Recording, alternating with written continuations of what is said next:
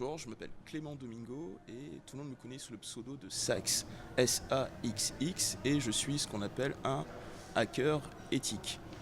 Et un hacker éthique, c'est une personne qui aime bidouiller, qui comprend comment fonctionnent les systèmes informatiques entre autres, mais aussi l'électronique, mais surtout qui va détecter des failles, les remonter aux entreprises avant que des pirates, des cybercriminels ne mettent la main sur ces données.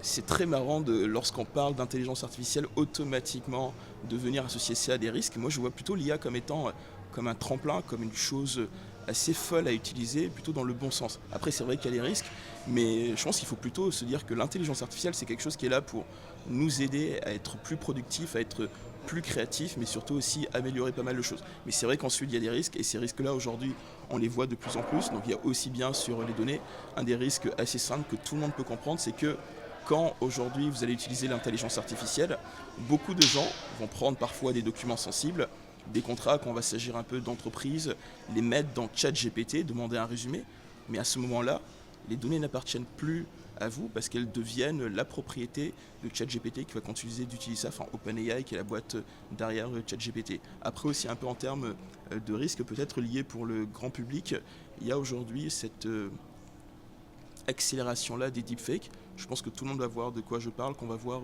une image, d'ailleurs ça peut être ta tête, ça va être votre tête qu'on va prendre et on va au travers d'un prompt, donc une phrase assez bien précise, demander à ce que l'IA génère des images. Et donc ça peut être un vrai risque parce qu'il y a des jeunes filles, parce qu'il y a des jeunes hommes et aussi des personnalités qui peuvent se faire avoir comme ça, qui peuvent se faire arnaquer. Et je dirais en termes un peu de troisième risque sur l'IA, et ça c'est du côté des cybercriminels qui utilisent ça de mieux en mieux pour mieux maintenant aujourd'hui hacker les entreprises. Donc il y a quelques risques aussi au niveau de l'IA.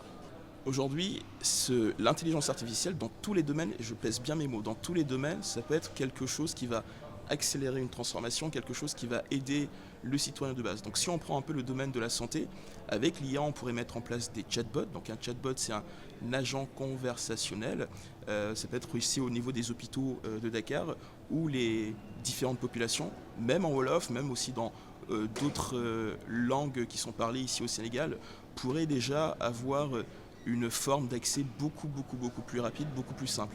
Si on prend aussi dans d'autres secteurs d'activité, on va pouvoir utiliser l'intelligence artificielle pour aller beaucoup plus vite. Mais ça, pour le faire, il faut que les gens puissent comprendre, il faut que les pouvoirs publics puissent aussi comprendre un peu l'intérêt de l'intelligence artificielle, ce qu'on peut en faire et pas juste rester au stade de ChatGPT ou au stade de je vais lui demander des idées ou je vais lui demander de me résumer ce document-là.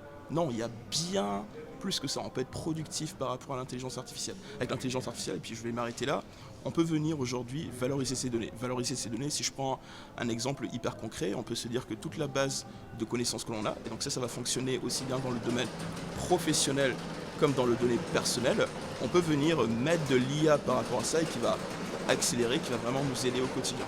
Il me semble que le président de la République est sensible à ces questions d'intelligence artificielle, mais peut-être pas encore assez. Et je suis quasi convaincu qu'il va falloir avoir ne serait-ce soit une structure étatique, voire même aussi un incubateur ou un endroit où là des startups, où là des jeunes, où là des moins jeunes peuvent venir et c'est en ayant ce type d'endroit que la créativité explose par rapport à l'intelligence artificielle. Et puis après, pour prendre un exemple général, je pense qu'il n'y a pas que le Sénégal, entre guillemets, qui sera un peu en retard quand vous prenez d'autres pays au niveau de la sous-région et puis d'autres pays en Afrique. Certains sont encore très loin du compte. Même s'il y a de très bons élèves, et je pense entre autres au Rwanda, je pense entre autres au Kenya, et je pense surtout à côté de nous au Bénin, où ils font des choses exceptionnelles sur le numérique et encore plus par rapport à l'intelligence artificielle. Par exemple, au mois d'octobre, ils vont organiser un hackathon sur l'IA. Voilà le genre de choses qu'il faut faire. Et quand vous savez que vous allez un peu avoir 24 heures, 48 heures, mettre énormément de gens, des gens qui vont être dans le domaine de la santé, dans le domaine public, dans le domaine du BTP, dans le cinéma, dans l'audiovisuel, dans la création, se dire qu'est-ce qu'on peut créer rapidement, prototyper, voilà ce qui fonctionne. Or, je dirais trois choses. Être rigoureux, être sérieux et avoir de l'abnégation. L'abnégation, je vais expliquer. En fait, la motivation, tout le monde a de la motivation, mais la motivation, ça ne sert à rien. Parce qu'à un moment donné, tu vas être fatigué, à un moment donné, tu vas venir buter sur des choses. Alors que l'abnégation, c'est d'aller au-delà de ça. Et avec ces trois-là, Normalement, vous devrez être sexe, voire même un sexe x10, et c'est ce que j'espère. Merci à vous. Merci.